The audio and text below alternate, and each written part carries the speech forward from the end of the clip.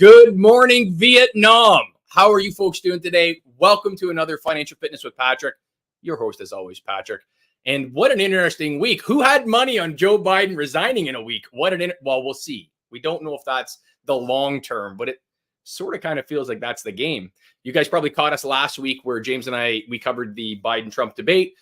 Bit of a train wreck. However you want to play that one in your own personal political poker life that you've got with your friends and family, I'm sure it was a highlight for everybody. If you were playing some sort of drinking game along with them, you probably had a lovely evening. Otherwise, you probably cried a little bit for the world. That's where we are. But folks, we had a really cool launch last week. I flogged it a couple times with Soaring Prophets, and then the Financial Fitness last week. Wealth-wise, Jennifer Burnham-Grubb, she's one of our originals here with Soaring Prophets.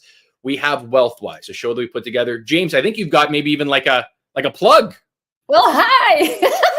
We are here and we're so excited to start talking with you guys about your money. And we're so sick of hearing everybody else's opinions. And we decided to kind of just put our own mouths to action and share some perspectives that you might not have heard before when it comes to finance. What do you think, Patrick? Well, I am just thrilled to be here. I am joined by the beautiful Jennifer Burnham-Grubbs, myself, Patrick from Soaring Prophets Podcast, Soaring Prophets Media. And that's exactly right, Jennifer. We're here taking a little different angle on this. There's so many of the talking heads. There's so many of the pundits out there that they're doing their piece. And we're trying to give a different perspective on the world of finance, the world of politics, what's going on around us, and especially going into some kind of tumultuous times. Make sure to join us, like, subscribe, and share, and make sure to check out Jennifer. I can't get over the pink suit. We'll see. Like, it'll sit in the wardrobe, I'm sure, for a little while. But folks, I'm super excited about tonight. I hope you guys will be as well. We used to do a few things on Soaring Profits where I would try to drag James into the financial world. And you guys know the way he is. He's a little bit of a stubborn donkey at times. And you can take him to water. You hope he drinks a little bit. But I've got a person today. She's drank the Kool-Aid. She follows the charts. She's watching the markets. We speak the same language. So when I had an opportunity to bring Sue O'Reilly on tonight, we jumped at it. We had a fantastic opportunity. And Sue has a very unique backstory as well as what she's doing today. Sue, thank you so much for joining us. Hey, Patrick. So excited to be here. Thanks for inviting me. Absolutely. Well, we're thrilled to have you. And like I said, you speak my English. Like we have this language in common. And that is technical analysis. It's analyzing charts. Like you said, it's candlesticks. It's taking historical time periods. It's a lot of the stuff where people just go, they glaze over. But really, Sue, it's sort of where the money's made in the market. How first of all, let's go to why technical analysis? You manage your money. What was your thought about being like, I'm going to spend the time, effort to learn this? It's sort of dry stuff. Why technical analysis? You're right. And I want to give you a really good answer for that. I don't know. As soon as I saw my first stock chart, I went, I am sold.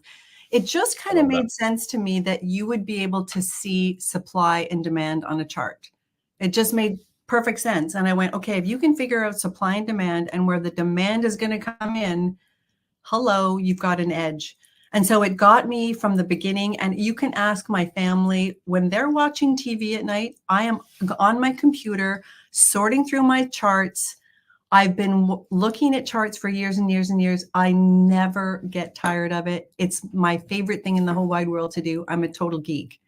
We are definitely the coolest people at the party all the time. Right. I call myself a chart evangelist. I love that. I love that for the simple fact that when people talk about stocks, like we've kind of got this, the 7 that are holding up the market. That's my, perspective. We had a brief conversation around that. But people are looking around going like, how, why? Like, the rest of the market's down, but what's going on? These big indices are still ratcheting up. What's going on with them? But like you say, tools, we get to look kind of under the hood, pull back the curtain of the wizard and kind of get the tools that the big boys have had for years and talk about an advantage for retail. And retail, folks, for those of you that don't exactly know the language you're speaking here, this is your everyday trader. You don't have to go out and spend thousands and thousands and thousands for the Bloomberg terminals to have all that information readily available to you. Sure, it's an advantage, I'm sure. But there are so many tools out there. And we've talked before. I use TradingView, have for years. Trade off TradingView. Linked my Interactive Brokers account to it. Very easy, seamless process. and can do it all live in time. As soon as you hear some news about Elon, you can trade that and you can make money. And so, Sue, you come from this in a little bit different perspective. You also grow communities of people that, yeah.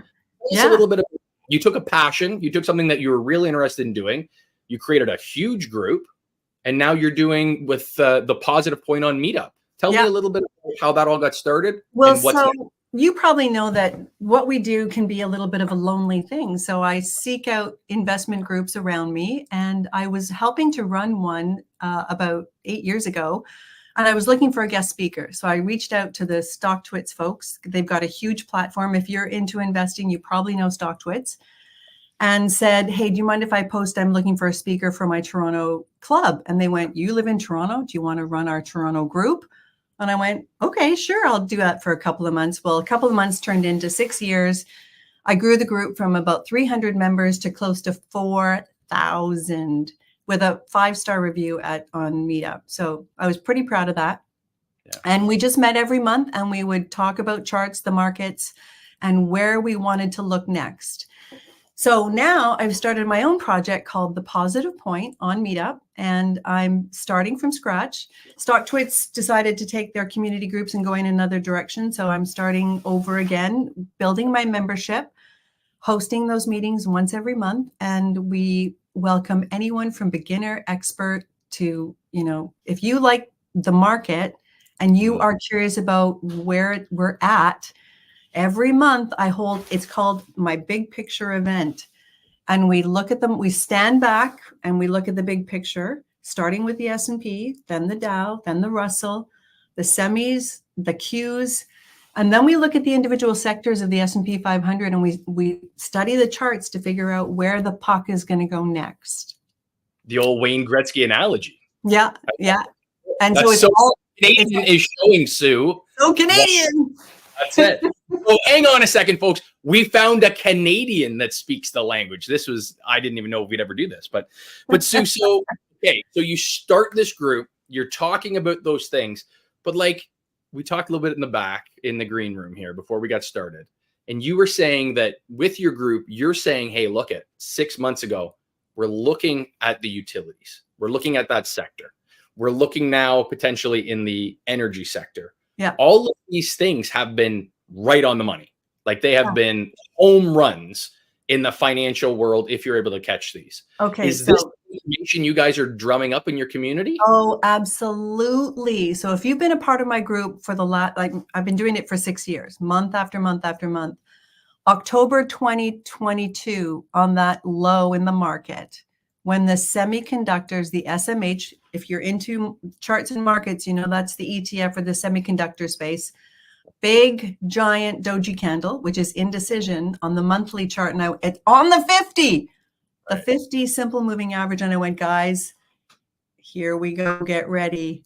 And sure enough, after that, boom, boom, boom, boom, the rest is history. So it's all very evident when you know how to read a stock chart.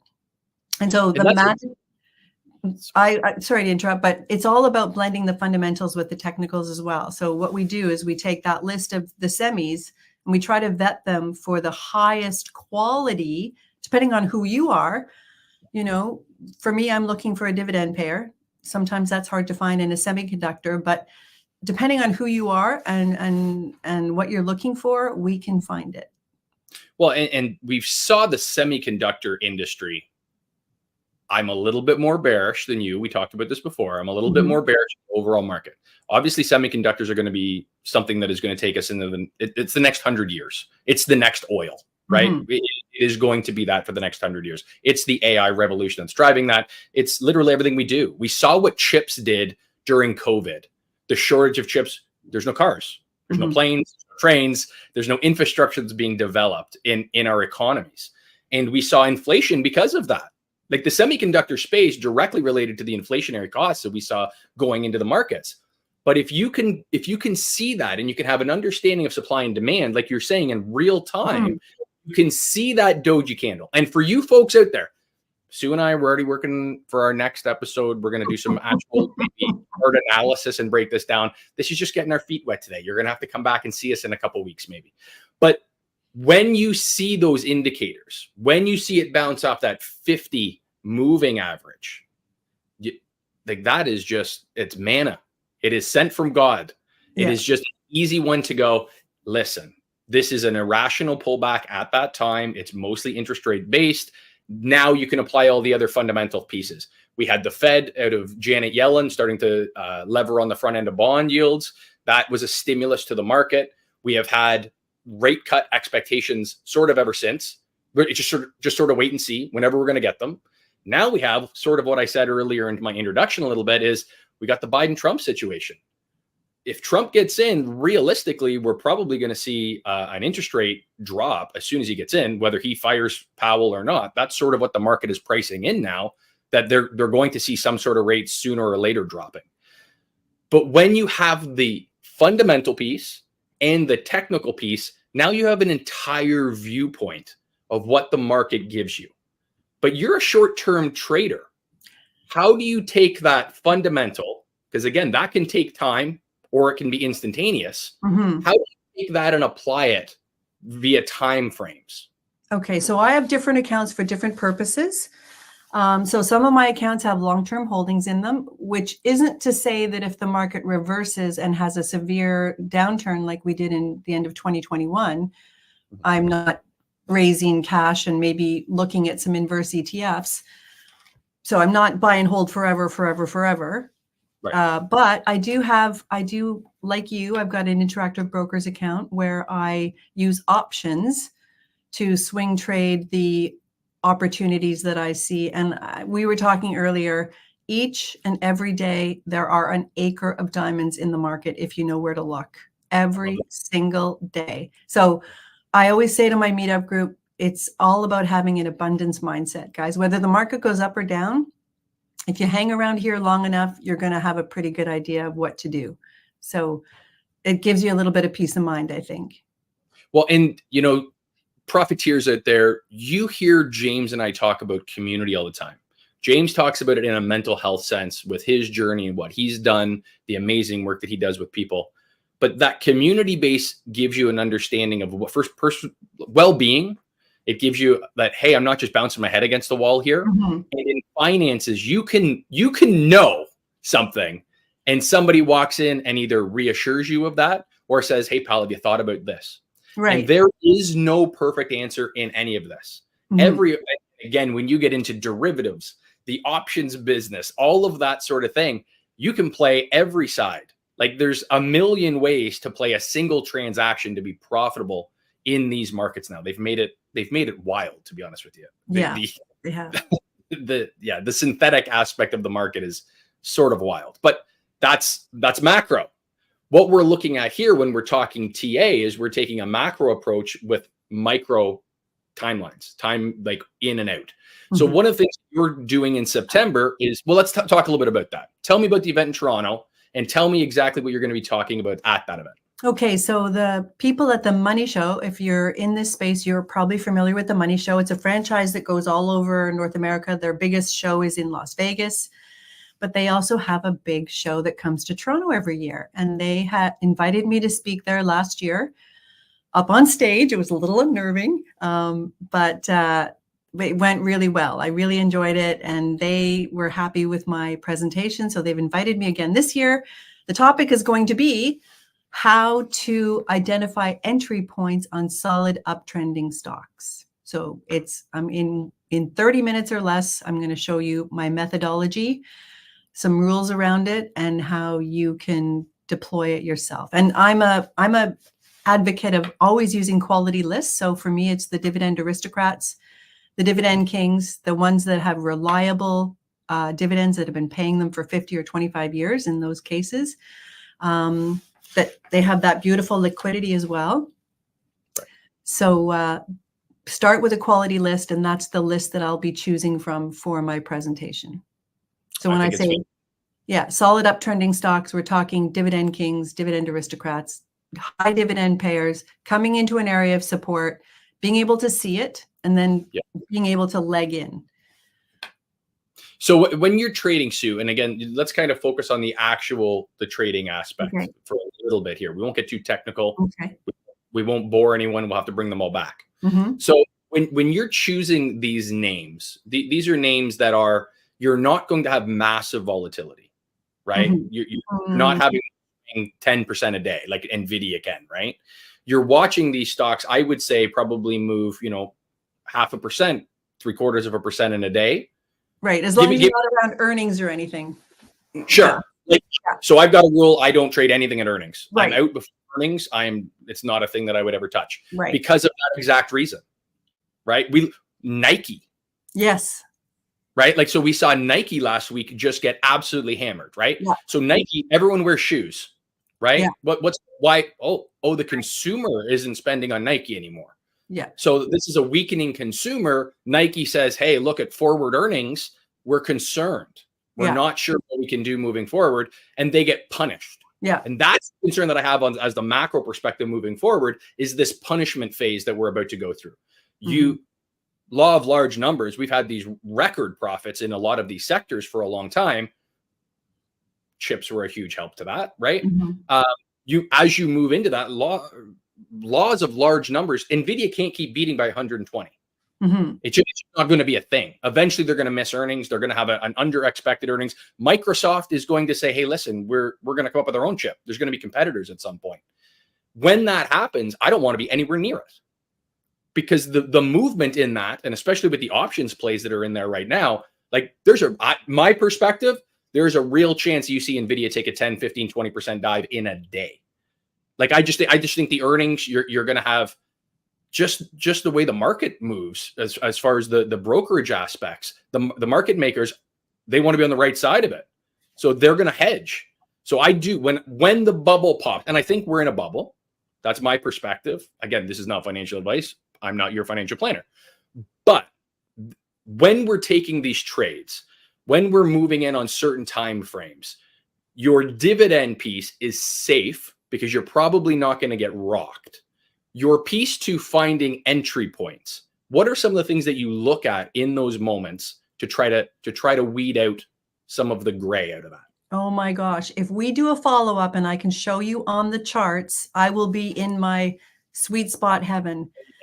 But I love it. It is as clear as day. And I know people are going to go, come on, it can't be as clear as that. But I'm telling you, yeah. So there are moving averages. And my favorite is the 50 simple moving average. And I study it on multiple time frames.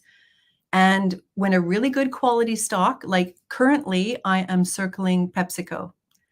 So it's a dividend king. It's come in. It's coming into a very strong area of support. So I'm just watching it like a hawk right now. It's got over a 3% yield. I've compared it against McDonald's and Coke, but it's got the highest yield. It fits my trading plan. So, and I'm a very thorough journaler. Every single trade I do is tracked, journaled. I know exactly why I'm getting in. So that's a really important part to it, the psychology of setting yourself up for success. So PepsiCo is coming into a very strong area of support. All I have to do is now watch it on the daily to see if that support comes in, and then be confident enough in my trading plan to be able to take the trade and take action. So the moving averages, the 50 SMA is amazing. It's like a magnet to offering support, especially on good quality stocks that get down to that level. So watch PepsiCo this week. And I think Pepsi is a very interesting play in that situation because, again, Nike, there's Payless shoes. There's alternatives to Nike. If the consumer is starting to weaken and break slightly, you don't have to go to Starbucks. There are coffee alternatives. There's cheaper alternatives. No one is not going to pay for Pepsi or Coke. They're not going to RC Cola tomorrow, right? Like Tropicana might sit on the shelf for a minute because there's some competitors. There's some cheaper alternatives, but you're not going to RC. You're going to drink your Pepsi. You're going to drink your Coke. You're going to continue drinking those products. Those consumer staples, they are going to be there until it implodes, right? Until the whole world implodes. And that, to me, like you say, these stocks, we don't see huge movements in them, but you can pick these moments to move from there. What are some other names that you're sort of looking at right now as well? Archer Daniels. So what I do, I've got a very rigorous process, Patrick. So every weekend, I love to have my coffee. The markets are closed. I've got 3 hours of uninterrupted time in the morning, and I go through the individual sectors of the S&P 500, the 11 sectors, and I sort them for strength on the month. And so in the month that's just passed, which would be June 2024, guess what the strongest sector in the S&P was? It was technology. So, so that kind of tells me that the market is still showing strength. If technology is leading the sectors, then there's still strength left in the market. When I see it start to drop and I see the more defensive sectors come up, you know, I'm getting a little more bearish. But for now, I understand all the nonsense underneath the market. And at some point, there's going to be a day of reckoning. But for now, you've got to stay with that mindset. The market's moving higher. I'm moving higher with it. Absolutely. And that is a hard play. And so for myself and James and the profiteers out there, you guys have watched enough of the shows that we put together with Financial Fitness. You've watched my viewpoints on wealth-wise. And again, I'm very bearish the market. And Sue is actively trading daily, right? Mm-hmm. She is going in, diving in, where I'm a bit more of what I call, a lot of people call swing traders. So I'm looking to grab big momentum moves in and out of markets over like monthly timeframes, right? I struggle with trying to pick the short term. Like the short term to me is really tricky. And I think that's where I have to get my technical analysis skills up to someone like Sue's, where she's, you know, being invited to speak and do that sort of thing. Because I'm trying to marry a macroeconomic situation where I look around and I go, we are in not a good situation. No. There is a lot of things around the world that should be, in any other situation, be rocking the boats. And I'm not sure why yet. I promise you, folks, in 10 years when we look back, we're all going to go like, how did we miss that? That was so glaring, right? But that's the hindsight. But that's where this technical analysis, the charting, the work that Sue does, and obviously does very well respected, and is doing these talks. That's where you peek behind the curtain. You get a little bit of that insight. You know, when we've looked at the charts, when I've broken them down before, you know, volume, like a simple indicator like volume, you can trade off volume, like RSI, relative strength. Like you can get as complicated or as really simple as you want in these situations and run from there. Sue, when people come to the positive point on Meetup, that community set is everything from beginner all the way through to expert. Is there an education piece? Like, are you breaking down how to read a candle? Like, how does that break? Every once in a while, I offer workshops. So my Positive Point Meetup group is free to join, and my sessions once a month are free. Happy to do them. Once in a while, I offer workshops where those people that, if you come into my meetup next month, we quickly get into the meat and potatoes of the market. I am like, we're going to have a power hour here. And so I kind of vet the audience and say, is there anyone that's new here to candlesticks? And if so, I'm going to give you a 30-second, but here's a resource, go study candlesticks and come back. Next time you'll know a little bit more and you'll keep up with the rest of it. So I have to say, for the most part, it's fairly high level. But having said that, I really believe that simplicity is a superpower. And so when you look at my charts, it is absolutely, there's no clutter. It is price, volume, moving average, multiple time frames, and away you go.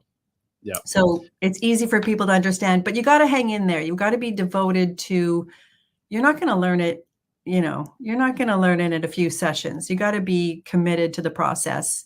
But when you do, you reap the rewards. 100%. I've been 8 years since I sort of peeled back the onion. I'm 37. That kind of tells you where I was as far as age when I first started.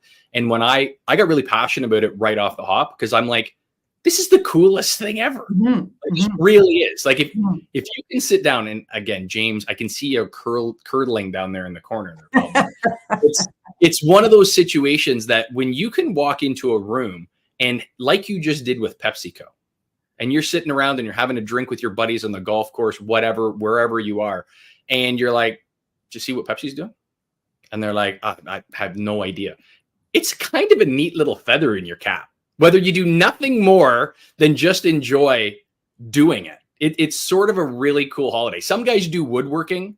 Some guys golf 40 times a year, 50 times a year.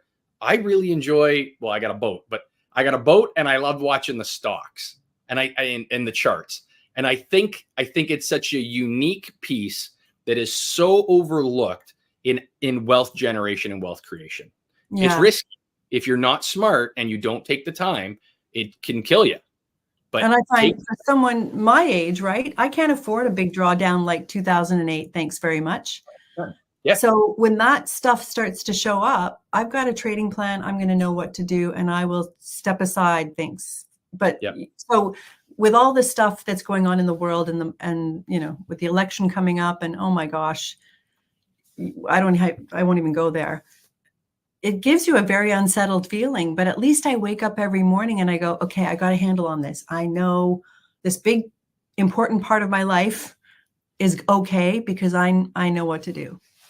That's sort of this, like, so financial fitness came from exactly that. I wasn't going to pay anybody to manage my money. Mm-hmm. And the concept came from, I don't think they're any smarter than I am. Mm-hmm. I would have these conversations and I had enough of an understanding that when I would go in, and I've got a pretty decent real estate portfolio, I make decent money. I would go in and have these conversations with these guys, and they didn't know anything I didn't know. And it's like, okay, I'm gonna take a crack at this. And it started small and it built and it built and it built. And the concept of it really does break down into how important is it?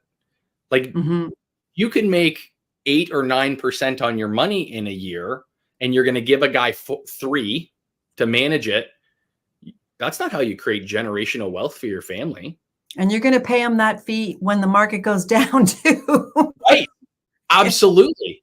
So for me, and sometimes I come into conflict, especially on this show with people, because they're like, most people are idiots. They don't know what to do with their money. Yeah. And to me, that's an insult to most people, because it's like, they just don't understand it. We have this massive education gap, especially in Canada. I talk to so many people out of the States and they're like, I wish I knew this. Don't you think, why weren't we taught this in school? Wow. So I've got my, tin hat that I could put on here and be like, it's a very secretive club that has this information, but it's sort of the keys to the universe. Mm-hmm. Like using your money, providing liquidity to like when I buy a share, and Profiteers, we went over this. When I buy a share in PepsiCo, I'm an owner of PepsiCo.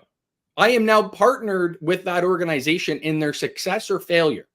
You want to open a business, you want to open a pizzeria, you want to open a laundromat, you want to open a whatever. PepsiCo's not a bad business model. I wouldn't mind dealing with them and partnering with them. To me, that's a no-brainer. Yeah. Right. I want to put the best people in places to be successful with my capital. Right. And people don't understand that for the most part. There's nothing in grade 11 world history that they talk about why capital markets are so important. You get like, here's the guy who wrote the book, but that's it. Wealth of Nations. Who wrote it? Great. It exists. Nobody cares. Yeah. And they move on. I always say to the folks in my group too, I've got to be careful all the time. Hey guys, do your own research. I am not a licensed professional, so I'm not recommending PepsiCo. But right. if you're interested in where I'm fishing, that's where I'm fishing. So I'm not recommending, and I always have that line underneath it, right? If I'm wrong, I'm wrong, but I'm wrong by not a whole lot. So yeah, well, and that's the thing. Like when you came, and Sue, this has been a real pleasure. I love having these conversations with people that understand it, enjoy it, and you've created a community, which is so unique. A lot of people do this and they hide in their basement, and maybe they don't talk a lot about it to their friends because it's not super sexy in a lot of ways. You've created a community. You've created this establishment that you're super respected in. I think it's fantastic. I think more people need to be doing it, and we need to be focusing on it at a younger age. My daughter, I have a brand new 15-year-old. She was her birthday was yesterday. We went out for a beautiful dinner last night to celebrate with her. And this is this situation. I've said to her for years, any money you put in the market, I will match dollar for dollar. And I want you to pick things that your generation is interested in. My generation was Nike. if I had had my parents come along to me when I was, 1998, 99 and said, hey, I'll match dollar for dollar if you want to buy Nike because the cool kids are wearing Nike, Dad. Mm-hmm. I would never even talk about money. I would just have so much of it. It's amazing. And that's the generational wealth creation that this offers. Yeah. And we will not talk religion, politics, money. You want to end a friendship, you want to end a family relationship, right. You want to do that. And to me, that is a conspiracy theory we will leave for our next episode. Well, the other thing, mentioning your kids, I always say to my kids, guys, you are living through the best time to invest there has ever been. So minus the whole, at some point things are going to go sour. But in the meantime, the innovation cycle that you're in, human genome sequencing, electric cars, mobile payments, it's all Bitcoin. Pick your thing, guys. You're young enough to be able to take advantage of these huge, huge tectonic shifts that are happening right here, right now. Like, when the internet came out, wouldn't you like to know how to read a stock chart then? And Sue, that I love that.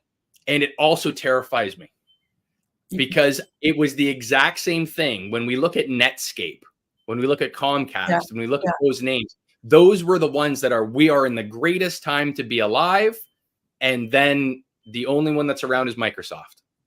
Yeah. Like, in those big things. And that's what scares the bejesus out of me in this next phase of market trend, because we're going to have a drawdown. It's going to be a thing. It could be tomorrow. It could be 8 months from now. I just think when it is, it's going to be, you just want to be on the right side. And that's why technical analysis is so important. So you get out of the way of the train when you cross those moving averages, like you're saying. You just close your trade, you take your 15%, you walk away, tip your hat. You might have been up 30 at one point, but you take 15 and you've doubled all your friends for their yearly return. It's not a bad way to want it. So, and if I may, as Canadians, the TSX has been trading sideways for 4 or 5 months in a row. So it's consolidating in a very tight range. The TSX is either going to break up and out or down. And so if you can identify that, so I'm having an event in a couple of weeks where we're going to be looking at the TSX and trying to identify if this thing breaks up, holy moly, the opportunities there are crazy. So that's, so one question on TSX, and it's one thing that I've been chatting with a lot of people around is I'm in the next process of my real estate business, looking at buying properties in the United States. The Canadian dollar has absolutely been annihilated in the last 4 years, right? So do you think that the weakened dollar is going to have a ton of inference, or do you think that, national or multinational Canadian companies are going to be able to bring profits back with the weaker dollar bolstering profits and therefore bottom line? I know that's a macro. It is a macro, and I'll answer it by saying that China's coming back. China's coming back. If you look at FXI and the emerging markets, the emerging markets just crossed over my 50 threshold, my 50 SMA. So the emerging markets and China are in recovery right now, and they're starting to pick up. When those guys pick up, Canada picks up, and our currency tends to pick up. So next time we sit down and talk over charts, I'll show you the pattern I see emerging on the Canadian dollar, and what might happen if the emerging markets in China start to really get some giddy up. We sit down over charts. Some people do wine, maybe do charts. We'll totally geek out, you and me. 100%. Sue O'Reilly, it was an absolute pleasure having you tonight. I love having brilliant people like yourself, brilliant women in finance. There is nothing better. I love that space. I love what's being created. You, Jennifer Burnham Grubbs, these women out there that are doing amazing things, putting us boys to shame. Keep it up. I look forward to chatting with you again. I look forward to seeing you in Toronto. James and I will do our best to get down there, support you, and get along with that. But that's awesome. Stu, thank you so much. It was an absolute pleasure. Love From me, folks, let's make some money together, guys.